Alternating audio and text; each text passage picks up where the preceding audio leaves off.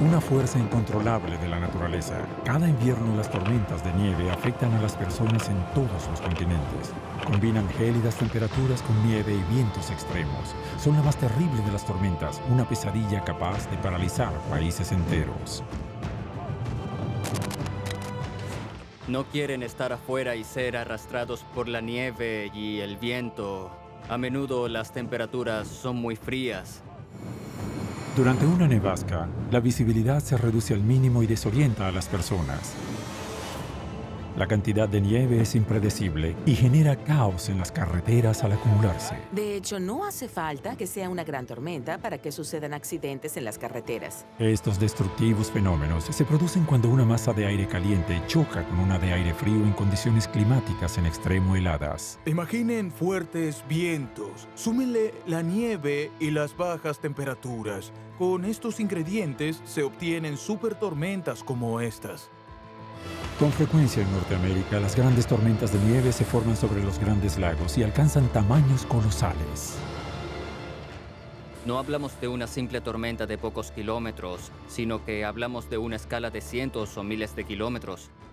Cuando estos monstruos llegan a las tierras bajas en invierno, el aumento de la fuerza de los vientos alimenta la nevasca y arrasa con todo lo que consigue en el camino. Eleanor en 2018, Snowzilla, incluso Estela en 2017, son algunos ejemplos de supernevascas que afectaron a Europa y Norteamérica en los últimos años. Aunque son difíciles de predecir, los científicos están tomando medidas. Planeamos crear obstáculos artificiales para evitar que la nieve se acumule en las carreteras y, si lo hace, para que no pueda ir más lejos.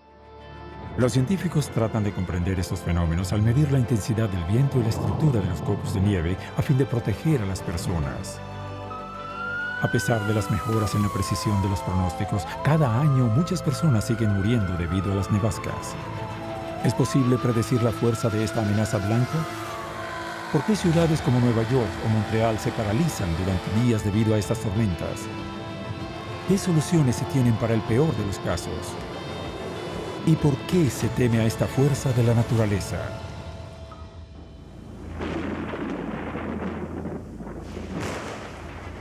Tierra feroz.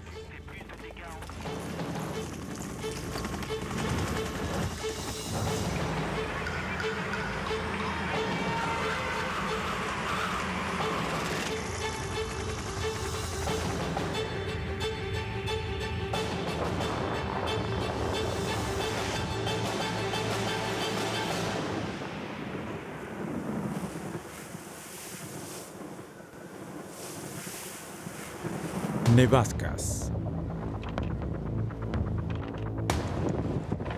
Nevascas, fuerzas de la naturaleza imposibles de controlar y que arrasan todo a su paso.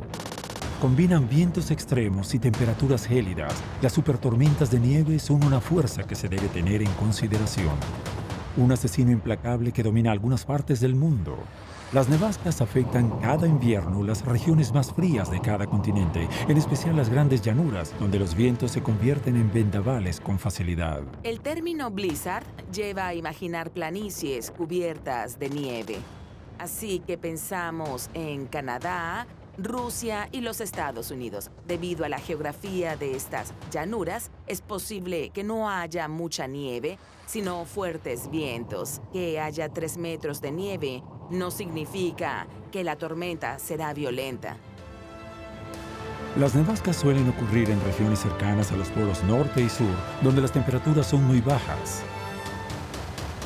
Debido a su cercanía al Ártico, Canadá y los Estados Unidos, al igual que Siberia, son más propensos a recibir los azotes de estas tormentas, pero hoy en día alcanzan incluso las regiones más templadas.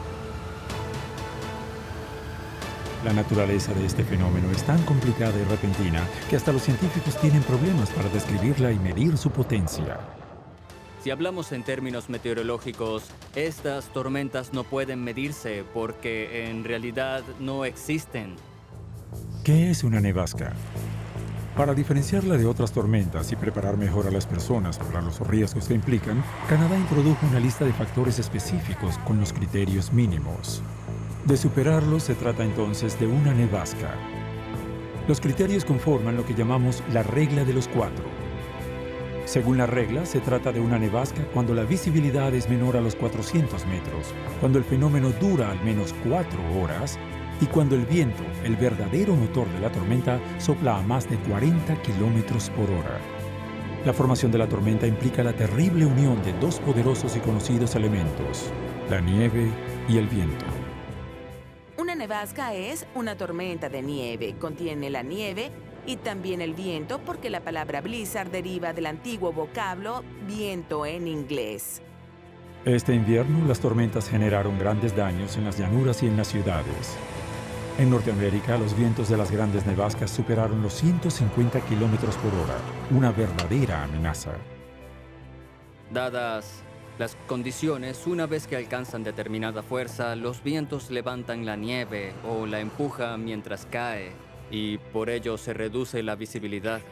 Como si fuera el motor de una máquina infernal, la nevasca necesita dos combustibles para arrancar, el fuerte viento y las intensas nevadas. Juntos, ambos factores reducen drásticamente la visibilidad y llegan a paralizar ciudades como Nueva York o Montreal durante varios días. En este clima extremo, las personas quedan indefensas, atrapadas en la implacable nieve.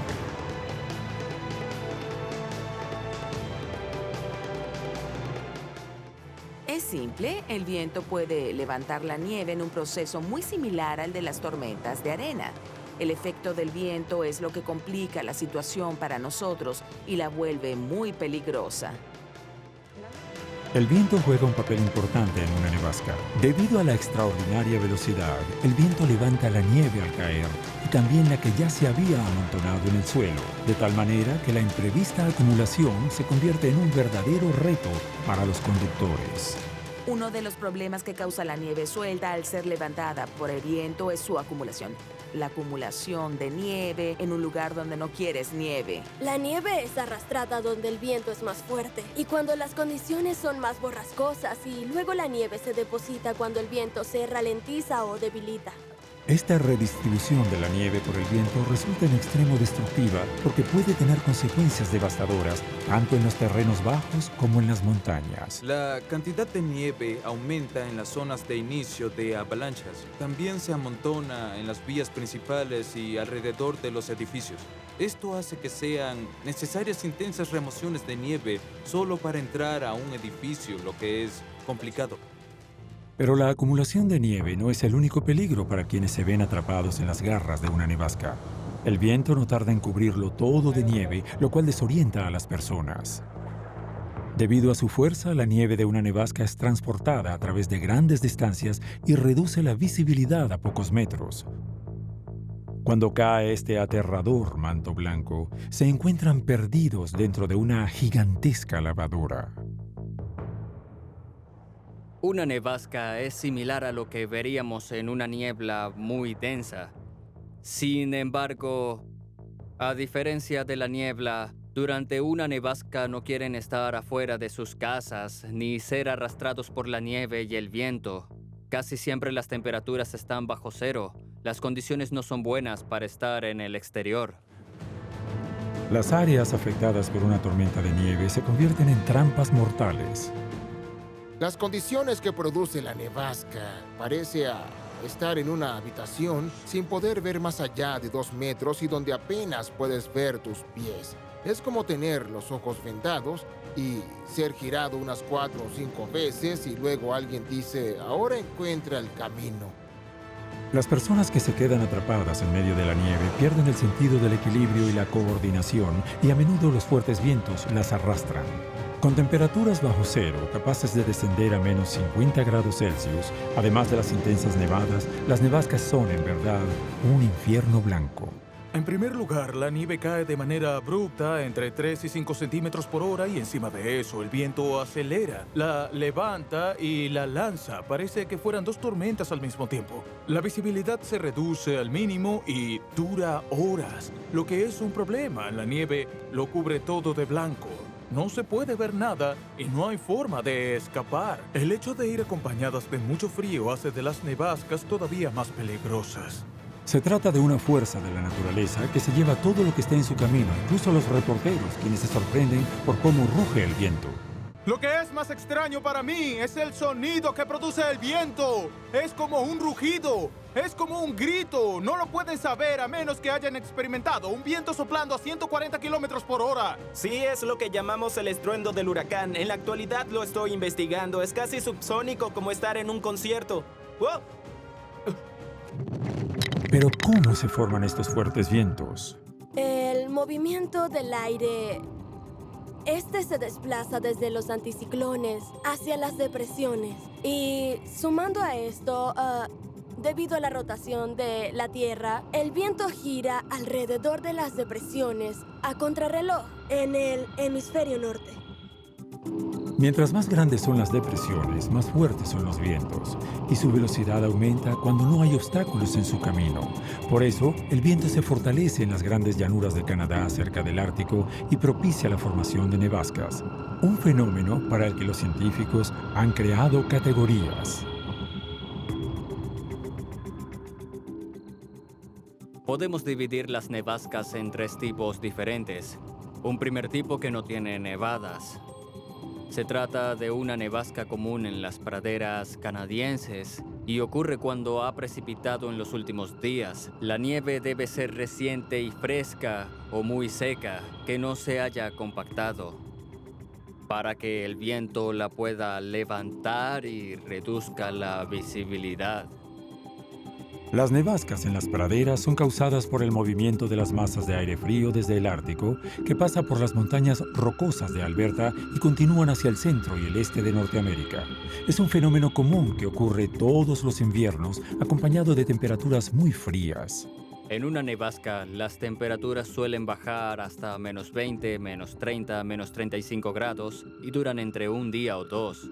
El segundo tipo se distingue por lo que se conoce como efecto lacustre. Los grandes lagos de los Estados Unidos, denominados con frecuencia como mares interiores, tienen una superficie total de 245.000 kilómetros cuadrados, 3 veces el tamaño del Canal de la Mancha. Vastos y profundos, los lagos conservan el calor durante el verano y permanecen entre los 5 y 10 grados Celsius hasta inicios del invierno. La corriente de aire que fluye desde el Ártico hacia el sureste del país es de menos 15 grados. La diferencia de temperatura produce un efecto llamado convección libre. Al entrar en contacto con el aire frío, el agua evaporada se convierte en copos de nieve y forma amplias franjas de nieve que se extienden por miles de kilómetros. Esto produce enormes cantidades de nieve, a menudo acompañadas de viento y poca visibilidad. El tercer tipo está asociado a tormentas de nieve extremas, por lo general ocurren en el este de Canadá y Norteamérica, donde se ven con más frecuencia. La causa de este tipo de nevascas es la colisión de 2 masas de aire diferentes. La primera, de aire caliente y húmedo, viene de los mares del sur. La segunda es de aire frío que viene del norte. Cuando estas masas de aire entran en contacto, se produce una ciclonización y a su vez genera fuertes vientos y nevadas. Unidos, el potente viento y las terribles nevadas producen impetuosas y cegadoras nevascas. Se trata de una tormenta severa compuesta por vendavales y nevadas constantes. La nieve no cae en vertical, sino en un ángulo horizontal. En consecuencia, la visibilidad se reduce de forma drástica. Cuando los meteorólogos detectan este tipo de formaciones, saben que publicar la información es la mejor arma para enfrentarse a los efectos de una nevasca. Incluso en Canadá, donde la población está acostumbrada a enfrentar más de 30 tormentas de nieve al año, la palabra blizzard genera miedo debido a las consecuencias catastróficas que dejan a su paso. Una nevasca es tan solo una tormenta que se ha intensificado, así que hay grandes tormentas, 25 centímetros o más, y entre estas tormentas hay otras más fuertes y en extremo violentas. Se acumulan entre 30 y 40 centímetros de nieve, pero en realidad lo que distingue a una nevasca es la fuerza de sus vientos, alrededor de los 80 o 90 kilómetros por hora, y que acompañan estas acumulaciones de nieve. La suma de todo tiene como resultado condiciones desastrosas que se mantienen por horas. Allí tienen una definición de nevasca. Hay ventarrones en Montreal, de eso no hay duda. En los últimos minutos registré con mi pequeño medidor ráfagas de 58.4 kilómetros por hora. Para dar una advertencia de nevasca en Canadá, deben haber vientos de al menos 40 kilómetros por hora, pero en la mayoría de los casos se registran vientos de fuerza mayor, todo depende del tipo de nieve que se encuentra en el suelo o del tipo de nieve que levante el viento. La nieve fina y seca que levantan los ventarrones se arremolina, un fenómeno conocido en Quebec como soplido de nieve y quitanieves en Francia. Pareciera que la nieve viaja a gran velocidad, pero es normal porque los copos de nieve se encuentran sometidos a la fuerza de gravedad. En otras palabras, cae hacia el suelo, pero también están sometidos al efecto del viento, y el viento por lo general se mueve en esta dirección. Por lo tanto, debido a la increíble velocidad del viento, las partículas de nieve a gran velocidad se mueven en un ángulo lateral. Al igual que cuando el viento agita el mar, las ráfagas de viento producen olas de nieve que se alzan y disminuyen por completo la visibilidad. Una tormenta de nieve es, en palabras simples, la imposibilidad de ver qué está al frente. Una vez estuve en el auto durante una nevasca y aunque no fue severa, había una masa de nieve considerable que redujo la visibilidad a lo largo de algunos metros. Fue como si hubieran tirado una sábana blanca sobre mí. No podía ver absolutamente nada. La pérdida de la coordinación durante este clima extremo puede tener consecuencias dramáticas.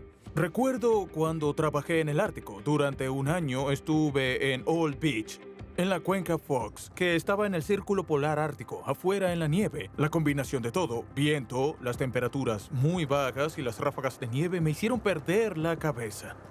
Mi compañero de trabajo se había alejado un poco. Yo estaba perdido. Casi no podía respirar por el frío y el viento. Por fortuna, mi compañero volvió y conocía el lugar. Es fácil perderse en las nevascas. Ha sucedido antes. Los exploradores dejaban de ver el campamento a tan solo 2 metros y no se volvía a saber de ellos. Una nevasca no se parece a ninguna otra tormenta, deja a las personas desorientadas, envía terribles vientos e impredecibles nevadas. Para comprender mejor el fenómeno, los científicos estudian qué tipo específico de nieve representa una amenaza adicional cuando es empujada por el viento, incluso una vez que se asienta. Una vez que cae la nieve, sigue cambiando. El estudio de la nieve y sus cambios busca comprender mejor los diferentes fenómenos y sus consecuencias. Por ejemplo, puede ayudar a entender la formación de la capa de nieve, que se compone de distintos estratos de nieve acumulados durante la nevada, y descubrir cómo evolucionan. El estudio de los copos de nieve es una de las claves para entender cómo funciona una nevasca. En la nube, situada a 2 kilómetros de altitud, el agua está presente en sus 3 estados. El gaseoso, vapor de agua. El líquido, gotas de agua. Y el sólido, hielo. En una escala muy pequeña, el hielo tiene forma hexagonal.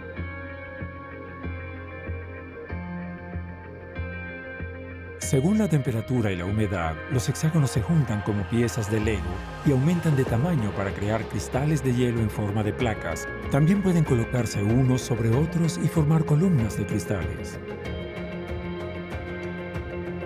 Los hexágonos además pueden unirse por los bordes y hacer la conocida estrella de 6 puntas. Una vez que se forman, los diferentes cristales caen. Al entrar en contacto con el suelo, después de ser empujados por el viento, pasan por otro cambio. Pensemos en las partículas de nieve que estaban en el suelo. Ellas fueron arrastradas y depositadas allí. Entonces se mueven poco a poco hacia la atmósfera, donde chocan con otras partículas. Lanzadas por el viento, las partículas de nieve se desintegran y pasan a ser minúsculas, y se adhieren al chocar entre ellas.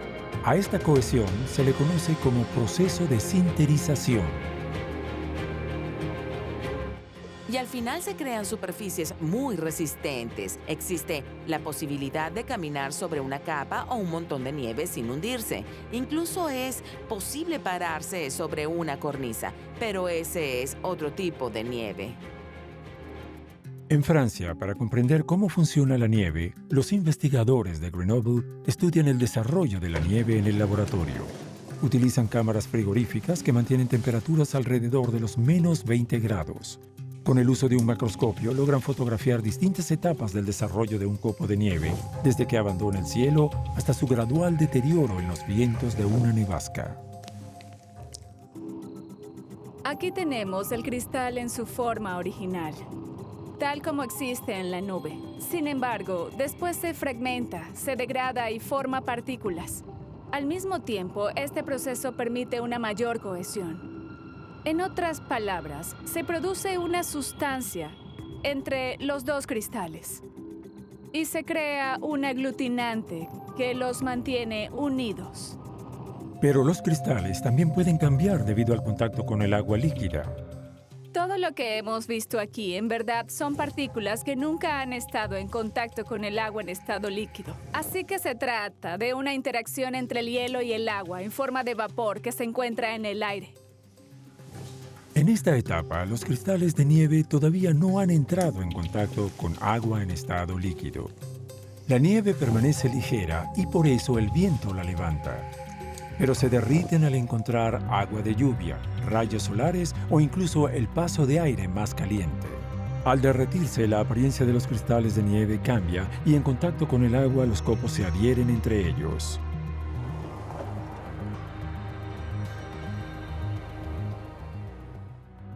A partir de este proceso, se crean grandes moléculas redondas que tienen enormes puentes de hielo. Pueden verlos aquí, dándoles una gran cohesión que ni siquiera el viento puede romper. Al estudiar los distintos tipos de copos de nieve, se puede entender mejor los mecanismos de las nevascas. Por suerte, algunos tipos de nieve no participan en una nevasca, porque de no ser así, podrían golpearnos pequeños cubos de hielo. La nieve que encontramos en las nevascas es aquella que aún no ha entrado en contacto con el agua en estado líquido. Por lo tanto, la temperatura juega un papel importante en la formación de las nevascas. Si las temperaturas permanecen muy bajas, los copos de nieve se mantienen secos por más tiempo, tardan más en deteriorarse y unificarse. Al ser arrastradas por las violentas ráfagas de viento, la nieve de una nevasca resulta muy peligrosa. En resumen, el tipo de nieve que favorece la formación de nevascas es la nieve seca, porque el viento la levanta con facilidad y la transporta. La nieve seca es muy diferente de aquella utilizada para hacer muñecos de nieve. Ese es otro tipo de nieve. La nieve perfecta para los muñecos de nieve ya ha entrado en contacto con el agua. En consecuencia, es muy pegajosa y permite hacer bolas de nieve. Son dos tipos de nieve distintos. Al estar seca, la nieve de las nevascas es más ligera, menos densa y menos volátil. Para el viento es más fácil de levantar y acumular, incluso con la brisa más suave. Al final del día, no se necesita una gran tormenta para que haya accidentes de tránsito. Todo lo que se necesita es un poco de acumulación. El clima es agradable, van en la carretera, miran el camino y al girar en una esquina encuentran una pequeña acumulación de nieve. Y aunque sea pequeña, es suficiente para sorprender a un conductor y causar un accidente de tránsito letal. Para los habitantes de Estados Unidos, las nevascas no son un fenómeno extraño, especialmente en Nueva York. A pesar de esto, algunas nevascas en extremo poderosas han dejado marca en su memoria. Por ejemplo, en enero de 1996, cayeron más de 1.2 metros de nieve en la costa este, sumado a vientos que superaron los 100 kilómetros por hora. En las ciudades, la vida cotidiana se paralizó, las tiendas cerraron y se prohibió la salida de aviones. Conserven la calma y permanezcan en la fila. El aeropuerto está cerrado. Más reciente aún, en 2016, también en los Estados Unidos, la tormenta apodada Snowzilla produjo la muerte de 55 personas entre 14 estados. Se registraron vientos de 137 kilómetros por hora y en Carolina del Norte cayeron 1.7 metros de nieve. Es una locura. Hacía 17 grados Celsius y ahora está nevando. Cuando se forma una terrible nevasca como Snowzilla, las víctimas humanas se suman al desastre económico que producen estos fenómenos naturales. En ciudades muy pobladas como Boston o incluso Montreal, lo que sucede, podemos decir, es un desastre natural porque la actividad económica se ve muy afectada y será así por varios días. Vías imposibles de transitar, vuelos cancelados, escuelas cerradas y ambulancias detenidas. cada año las nevascas cobran nuevas víctimas. En marzo de 2017 en Norteamérica, 20 personas fallecieron durante la tormenta Stella, una nevasca producto de circunstancias excepcionales que los habitantes de Quebec describieron como la tormenta del siglo. Fue un periodo de nieve muy intensa y eso es una característica particular. La nieve se asienta durante el día y luego lo peor de la tormenta sucedió alrededor de las 4 de la tarde. Desde entonces hasta las 11 de la noche, la nieve se intensificó y empeoró con los fuertes vientos y la mínima visibilidad. Era imposible transitar las carreteras en las autopistas de Montreal. Algunas personas pasaron la noche atrapadas en sus autos. Al estar atrapado en el interior de un auto, surge la tentación de mantener el motor encendido para conservar el calor, pero se trata de un grave error. El envenenamiento por monóxido de carbono es muy común durante las nevascas. Las personas en sus autos que han sufrido un accidente quedan atrapadas en la nieve mientras continúa la nevasca. La nieve obstruye el tubo de escape y hace que el humo entre, envenenando con monóxido de carbono a la persona. Cuando ocurren accidentes de tránsito, es una de las muertes más comunes durante las nevascas intensas. Las nevascas extremas reclaman sus víctimas de otras maneras. Durante el clima frío, el cuerpo llega a sus límites y en ocasiones genera ataques cardíacos. Según investigadores de la Universidad de Montreal, estos aumentan del 16% al 34% después de episodios de intensas nevadas. Debido a estos eventos trágicos, las grandes ciudades de América del Norte han aprendido a vivir bajo la amenaza constante de las nevascas. Cuando ocurren, la población sabe que debe reducir los traslados y seguir de cerca el informe meteorológico. Cuando la catástrofe termina, la vida puede reanudarse lentamente.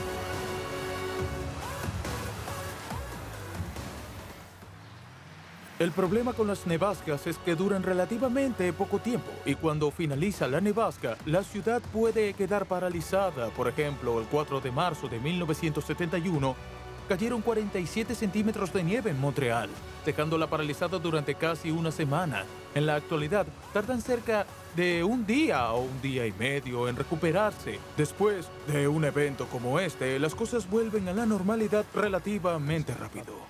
Al terminar la nevasca, queda una considerable acumulación de nieve. Esto requiere una pesada tarea de limpiar la nieve de las carreteras e infraestructuras. La prioridad es desbloquear las rutas para reanudar el tráfico. Los canadienses, bien equipados, desarrollaron potentes máquinas quitanieves y pueden prepararse mejor para el impacto de una nevasca gracias a los pronósticos cada vez más precisos de los científicos. Las nevascas se pronostican bastante bien, porque a menudo son un fenómeno masivo. Cuando hablamos de tormentas invernales muy fuertes, es decir, una depresión muy grande, hablamos de algo enorme, algo que se extiende varios kilómetros.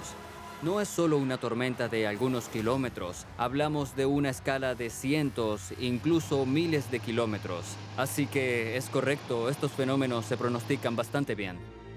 Conocer bien las nevascas e informar a la población por adelantado es un factor importante en la lucha contra esta fuerza de la naturaleza. Es un fenómeno tan peligroso que un simple error de pronóstico puede causar estragos en todo el país. Durante la famosa nevasca del 14 de marzo de 2017, que aún es un enigma debido a sus pronósticos, tuvimos todos los avisos públicos habituales sobre la gravedad de la tormenta, pero el término nevasca quizás no se usó lo suficiente para transmitir la información de antemano. Eso quizás explique por qué hubo más bajas a causa de esta nevasca. Aunque las nevascas azotan principalmente las zonas más frías del mundo, como Canadá, también pueden ocurrir en zonas templadas, como aquí en Estambul, Turquía en 2017, o en Teherán, Irán en 2018. Incluso Francia no escapa de estas condiciones climáticas extremas. Aquí, como en Canadá, las nevascas se producen por la colisión de una masa de aire frío con una masa de aire cálido. Pero gracias al clima agradable de Francia, las nevascas no golpean más de 2 o 3 veces al año y llegan a zonas frías con vientos más fuertes, como las llanuras extensas y especialmente en las montañas. Así que las nevascas en Francia no son muy comunes. Sin embargo, se produce en lugares de gran altitud. Por ejemplo, en los Alpes. En Francia, este tipo de clima es frecuente en las montañas de Alsacia o en las grandes mesetas del macizo central, donde hay grandes zonas de altitud y la nieve puede ser fría y ventosa durante un largo periodo de tiempo. En Francia, lo que se considera una nevasca es igual a una supertormenta con vientos que superan los 90 km por hora y ráfagas de hasta 110 km por hora. Un fenómeno que se puede observar en llanuras extensas, pero que es aún más peligroso si ocurre en las montañas debido al efecto producido por el relieve. El movimiento del aire será modificado y canalizado por el relieve. En otras palabras, el aire que se mueve tendrá que ascender a la ladera de la montaña. Por lo tanto, dependiendo de la topografía, veremos áreas que tendrán aceleración del viento y áreas que experimentarán lo contrario, la desaceleración con vientos más tranquilos. Las zonas de aceleración son principalmente los pasos de la montaña o las crestas. En hidrodinámica, el aire retiene su masa durante el movimiento. Así que cuando el viento encuentra un espacio estrecho o un obstáculo, como en las montañas, el viento acelera o cambia la dirección de su flujo para mantener su masa. En Francia, las nevascas de montaña son aún más violentas debido al relieve, ya que intensifica la velocidad del viento. Pero un segundo factor que empeora las condiciones de esta nevasca para la población y las infraestructuras de grandes alturas es el traslado de la nieve por el viento. En el primer caso, la nieve simplemente se recoge del suelo y esto puede básicamente resultar en una gran capa de nieve.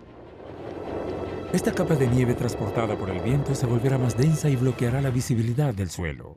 Y entonces, cuanto más aumenta la velocidad del viento, más se arrastrarán estas partículas y esta capa de nieve finalmente se volverá más y más grande. Las partículas se transportarán a gran altura en el aire, llegando incluso a la atmósfera. Hablamos de montañas que fuman. Esta nieve que levanta el viento se sumará a la nieve que cae en la nevasca, causando grandes daños.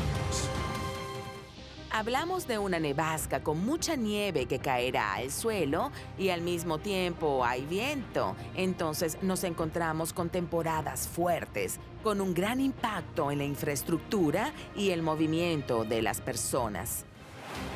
Cuando una nevasca golpea las llanuras extensas, la nieve que se acumula a través de las ráfagas de viento puede causar accidentes. La ruta se vuelve resbaladiza y los vehículos pierden el control rápidamente, pero cuando la nevasca golpea las montañas puede causar daños graves. Además, algo que afecta especialmente a los centros de esquí es la acumulación de la nieve, ya que la misma puede ser arrastrada de las cumbres. Por lo tanto, hay nieve en toda la zona de esquí, excepto en la cima, así que este problema debe ser resuelto. Otra cuestión en riesgo es el traslado de la nieve por el viento durante la nevasca. Esto aumenta el riesgo de una avalancha. Se formarán cornisas de nieve, por lo que el relieve sigue siendo el componente principal. El viento acelerará, la cresta empieza a perder nieve, se formará una cornisa, lo que llamamos una placa de viento, que tiene una estructura muy particular. Si esta placa de viento, que es bastante cohesiva, se encuentra por encima de una capa frágil, tendremos otros riesgos. En Francia, 2/3 de los accidentes de montaña causados por avalanchas están relacionados con el traslado de nieve por el viento. Para evitar el peor de los escenarios, los meteorólogos monitorean las tormentas que pueden convertirse en una nevasca en las regiones montañosas. Pero las consecuencias de esta fuerza de la naturaleza siguen siendo imprevisibles. Por ejemplo, en enero de 2018, la tormenta Eleanor dejó 7 víctimas en Francia. El tipo de nevasca montañosa más común es la vinculada a las grandes tormentas del Atlántico. Normalmente, la tormenta Eleanor del 3 de enero del 2018 creó condiciones de aproximadamente 2.000 o 2.500 metros que eran condiciones muy similares a las nevascas violentas que ocurren en Norteamérica. Con más de 50 departamentos emitiendo alertas meteorológicas naranja, Eleanor es la tormenta más mortífera en Francia desde Cynthia en 2010. Esta tormenta produjo vientos de más de 150 kilómetros por hora, prácticamente todos elevados por encima de los 2.500 metros y, como precaución, prácticamente todos los centros de deportes de invierno se vieron obligados a cerrar durante unos 10 días. Además de los vientos violentos y el peligro de avalanchas, las nevascas de montaña dejan tras sí un frío amargo que congela todo a su paso, lo que afecta a los seres humanos. A menudo, cuando ocurren las nevascas, experimentamos temperaturas relativamente frías como de menos 20 grados, incluso de menos 30 grados. Así que hay un efecto de enfriamiento por el viento y la piel que no está protegida puede presentar sabañones bastante rápido. Hablamos de unos pocos minutos después, incluso de 10 minutos. El viento, la nieve y el frío. Estos son los 3 factores que hacen de las nevascas un asesino implacable. Atrapados en este infierno blanco, las personas pueden sentir que están congeladas debido a la naturaleza extrema de la temperatura. La diferencia entre la temperatura observada y registrada y la sensación térmica se debe principalmente al efecto del viento. Por ejemplo, si tenemos una temperatura de menos 10 grados y una velocidad moderada del viento de 30 kilómetros por hora, la temperatura se sentirá como si fuera de menos 20 grados. Las diferencias de temperatura determinan la fuerza de la nevasca, pero también pueden causar un fenómeno diferente e igual de peligroso, una tormenta de hielo. Durante una tormenta de hielo no es la nieve la que cubre la ciudad como en una nevasca, sino el hielo. Entre las tormentas de hielo más letales, la tormenta de enero de 1998 en Quebec permanece grabada en la memoria de las personas con el nombre de la Gran Tormenta de Hielo del 98. Aunque solo se esperaban de 1 a 2 centímetros de lluvia gélida, 10 centímetros cayeron en solo 5 días. Capas compactas de hielo se acumularon y paralizaron ciudades. Debido al peso del hielo, se destruyeron casi 1.000 torres de acero y 3.000 kilómetros de líneas eléctricas. La mitad de Quebec se sumergió en la oscuridad total, así como 1.4 millones de habitantes quedaron sin electricidad para la iluminación o la calefacción por más de un mes. 600.000 personas quedaron sin hogar y 30 murieron. ¿Cómo sucedió esto y qué causó esta tormenta de hielo? La formación de hielo comienza con una capa de aire por encima del punto de congelación sobre una capa de temperaturas bajo cero cerca de la superficie. La precipitación congelada se derrite al caer en la capa de aire caliente y luego vuelve a congelarse en la capa fría inferior. Si la precipitación se vuelve a congelar mientras está en el aire, llegará al suelo en forma de granizo. De forma alterna, las gotas de líquido pueden seguir cayendo sin congelarse y pasar a través del aire frío justo encima de la superficie. Esta fina capa de aire enfría la lluvia a una temperatura bajo cero. Sin embargo, las gotas por sí mismas no se congelan. Ocurre el fenómeno de sobrefusión, cuando las gotas superenfriadas golpean el suelo o cualquier otro objeto por debajo de los 0 grados Celsius, se acumula una capa de hielo a medida que el agua fría gotea, formando una capa de hielo que se espesa lentamente y congela la lluvia. Durante una nevasca, los cristales dentro de las nubes que caen como nieve al cruzar una atmósfera muy fría deben encontrarse con una masa de aire cálido que viene del sur. La nieve atraviesa esta capa de aire por encima del punto de congelación y se derrite. En una tormenta de hielo, la formación de hielo comienza con una capa de aire que está por encima del punto de congelación y que se asienta sobre una capa de aire bajo cero. La nieve se derrite al entrar en la capa de aire cálido, pero de inmediato comienza a congelarse en la capa fría, convirtiéndose en granizo o hielo. Extremadamente expuesta a este tipo de clima, la región de Montreal sufre entre 12 y 17 tormentas de hielo al año, pero la mayoría solo duran varias horas y las acumulaciones de hielo apenas superan unos pocos milímetros. Sin embargo, en 1998 se acumularon entre 5 y 10 centímetros de hielo, causando daños con un valor de $1.500 millones. Hasta el día de hoy, la tormenta de hielo del 98 sigue siendo un hecho inusual en la historia canadiense. Pero debido a que son mucho más frecuentes que las tormentas de hielo, las nevascas causan más daño. Cada año matan a personas en todo el mundo combinando bajas temperaturas, vientos violentos y acumulaciones repentinas de nieve. Una fuerza de la naturaleza con la que la humanidad ha tratado durante siglos, como en Chicago en 1933 o en Canadá en 1947, cuando una terrible nevasca paralizó todo el noroeste de Quebec durante 10 días. La gente saltaba por las ventanas o incluso cavaba túneles para salir de sus casas. La nieve que se amontonaba más allá de la parte superior de las líneas telefónicas impedía que los trenes trabajaran normalmente y bloqueaba las infraestructuras. Incluso hoy, cuando se produce una nevasca, los meteorólogos se esfuerzan por anticipar ciertas nevadas. Cuando la nieve simplemente cae, esto puede controlarse con bastante facilidad, pero el problema surge cuando el viento interfiere con la nieve. Allí correrás tras los copos de nieve. Por ejemplo, habrá un lugar con 1 centímetro de nieve en el suelo y en el otro habrá 1 metro de nieve en el suelo. Esto a menudo medirá la intensidad de una nevasca, la densidad y la altura de los montones de nieve que se han formado por los fuertes vientos. La medición de la cantidad de nieve que sopla es un factor clave en nuestra comprensión de las nevascas. Hoy en día, los científicos utilizan dispositivos con tecnología innovadora para observar la cantidad de nieve que mueve el viento. En las montañas, las cifras pueden ser impresionantes.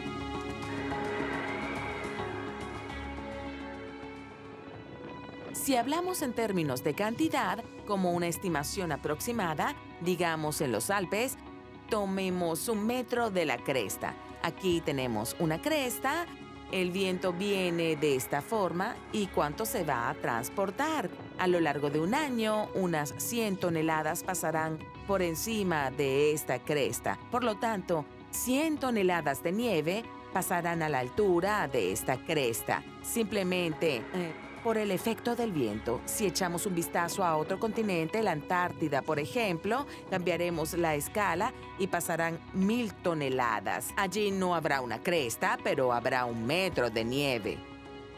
Para medir la nevasca y la cantidad de nieve transportada, France Weather e IRSTIA, el Instituto Nacional de Investigación Científica y Tecnológica para el Medio Ambiente y la Agricultura, comparten un sitio experimental en la cima de la estación de esquí de Alpe d'Huez a una altitud de 2.720 metros. Con su topografía única, el paso de Lac Blanc es un verdadero túnel natural de viento. El equipo instalado muestra episodios de nieve que el viento sopla durante el 10% del tiempo. Gracias a los numerosos sensores conectados a varias estaciones automáticas, los científicos pueden estudiar los efectos del viento en el movimiento de la nieve.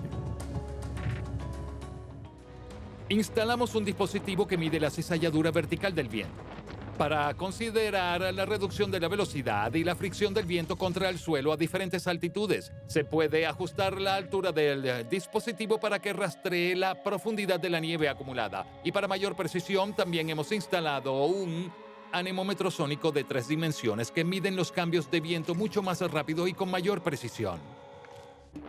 Otro detalle valioso para medir la fuerza de una nevasca es el tamaño de las partículas de nieve transportadas. Esto también debe calcularse.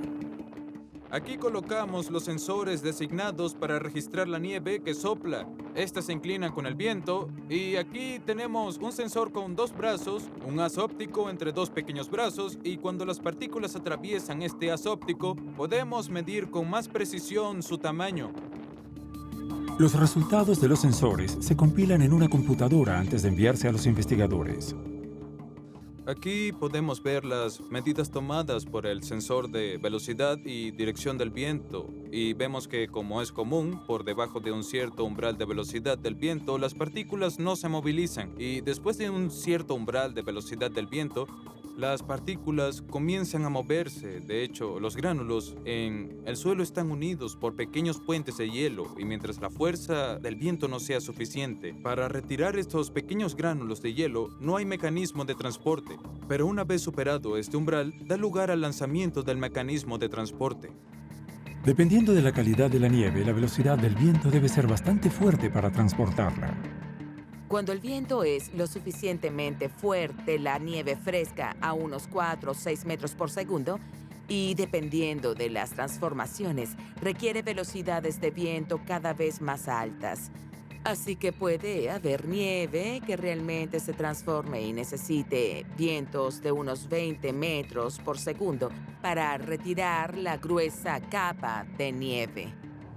20 metros por segundo, es decir, más de 70 kilómetros por hora, es más de lo que se necesita para levantar nieve ligera, ya que incluso un simple viento de 10 kilómetros por hora puede transportarla. Pero la nieve más compacta solo se levanta con vientos de hasta 100 kilómetros por hora. Hay 2 tipos de mecanismos de transporte para que la nieve se retire por el viento. Deslizándose, así los gránulos de nieve se desplazan por el suelo, y la saltación, donde los granos se retiran de una capa de nieve de al menos 10 centímetros y avanzan a través de saltos. En este caso, su propagación es turbulenta y los granos de nieve pueden transportarse hasta 100 metros de altura, como en una tormenta de arena. Corriendo en el vacío, la nieve se acumula en todas partes y no siempre donde se desea. En Francia, uno de los principales problemas relacionados con el transporte de la nieve por el viento es la acumulación. La acumulación de nieve en un lugar donde no quieres nieve. Puede ser un edificio, una carretera o una ladera de avalancha. En todo el mundo, la acumulación de nieve es una verdadera carga para la infraestructura. Impide la circulación de los vehículos, interrumpe el tráfico y las personas tienen que cavar para salir de la nieve. Para evitar que estas acumulaciones sorpresivas bloqueen las rutas, los científicos deben anticiparse a este fenómeno. Hay todo un conjunto de dispositivos que podemos implementar. El primer dispositivo consiste en tener formas muy aerodinámicas. Somos capaces de elevar las vías y por lo tanto veremos una aceleración local. Evitaremos las áreas llenas de escombros. Es mejor tener zonas en proceso de relleno porque tenemos esta famosa aceleración.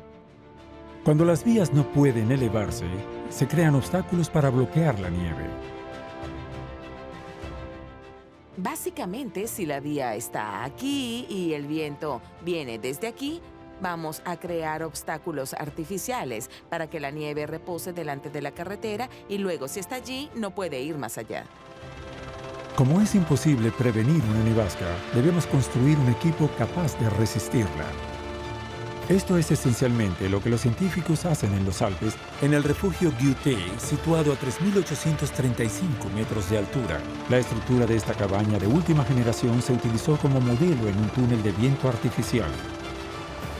Este dispositivo es capaz de recrear las condiciones violentas de la nevasca, incluyendo el viento y la acumulación de nieve. Teníamos dos desafíos. El primero era permitir el acceso a la cabaña, por lo que las entradas debían estar lo más despejadas posible. Y el segundo desafío era intentar producir una acumulación de nieve en la máquina de deshielo. Así podríamos derretir la nieve y suministrar agua en la cabaña. De esta forma, por el contrario, la máquina de deshielo tenía que situarse en una zona de acumulación de nieve. ¡Un éxito! Gracias a las pruebas realizadas por los científicos, el refugio Guté, con su forma aerodinámica, es capaz de resistir nevascas extremadamente violentas con vientos capaces de alcanzar los 300 kilómetros por hora. Su deshielo, donde se acumula la nieve, permite recoger y almacenar 18.000 litros de agua. A través de estudios y cálculos, el ser humano finalmente ha logrado domar la infame nevasca. Una gran hazaña. Hacemos lo mejor posible para utilizar estas fuerzas de la naturaleza de una manera que nos beneficie y en realidad se trata de jugar con los elementos. Pero existe un límite en este proceso, porque muy a menudo la naturaleza nos impone limitaciones que siguen siendo difíciles de atacar y difíciles de prevenir. Una supertormenta que llega desde el frío. Vientos fuertes combinados con temperaturas cercanas a la congelación. Nieve fina y ligera que cae y se acumula. La nevasca es una de las fuerzas más impresionantes de la naturaleza en la Tierra. Al igual que un huracán, una nevasca se forma cuando una masa de aire cálido choca con una masa de aire frío. Este fenómeno climático que genera vientos fuertes y precipitaciones intensas causará aún más daños en invierno en las regiones más cercanas a los polos. Cuando se combina con el clima frío, esta supertormenta produce una enorme formación de copos de nieve que caen, son arrastrados por el viento y forman montones de nieve. Con la visibilidad reducida que hace perder la orientación, pero que también desencadena el riesgo de sabañones, asfixia, ataques al corazón y sobre todo accidentes de tráfico, hay que evitar por completo las nevascas. Sin embargo, cada año en todo el mundo la gente muere debido a estas supertormentas. Para predecir este fenómeno, los científicos siguen estudiando de cerca estos tres ingredientes: el viento, la nieve y el frío. Otra clave para enfrentar las ventiscas es la difusión de información.